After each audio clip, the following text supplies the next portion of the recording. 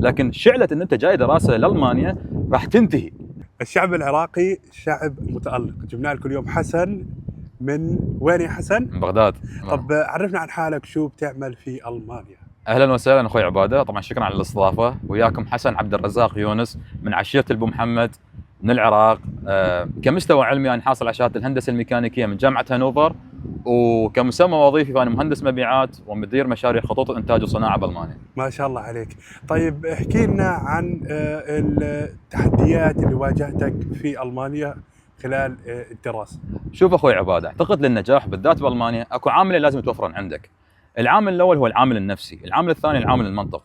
العامل النفسي هو انت لازم تعرف بينك وبين نفسك شنو السبب الجوهري اللي جايتك لالمانيا.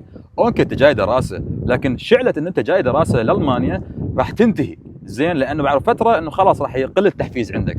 فانت لازم تعرف تراجع نفسك وبينك وبين نفسك انه شنو السبب الجوهري. يمكن سببك الجوهري كان انه تخلي اهلك فخورين بيك، بلدك فخور بيك. لا سمح الله يمكن امك قاعد تعاني من مشاكل صحيه وتريد ابنها يخلص وينجح ويعني يكون عنده راتب حتى يساعدها. لا سمح الله يوم من الايام وقعت لان حضرتك وما قاعد تساعدها لان حضرتك قاعد تسخط او قاعد تضيع وقت.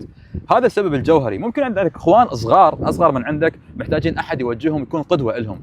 لما تلقى السبب الجوهري هذا اخوي عباده راح يصير مثل الوقود اللي يخليك تقوم كل يوم من الفراش بدون ما احتاج لا انت فيديو تحفيزي ولا موسيقى تحفيزيه. بالضبط، هاي بيكون الدافع القوي لإلك انه يكون عباره عن يعني يحفزك على الاستمراريه رغم الضغوط اللي انت بتواجهها. ونصيحه مني لك من يوم للمشاهد يعني بشكل عام، قبل جيتك لالمانيا او ورا جيتك، يعني باليوم اللي تواجد اللي يعني تلقى به هدفك الجوهري هذا، دونه بورقه وقلم، لزقه الحائط، لزقه على الثلاجه، لزقه ستيكر تليفونك، بحيث دائما يكون قدامك مركز عليه 24 ساعه.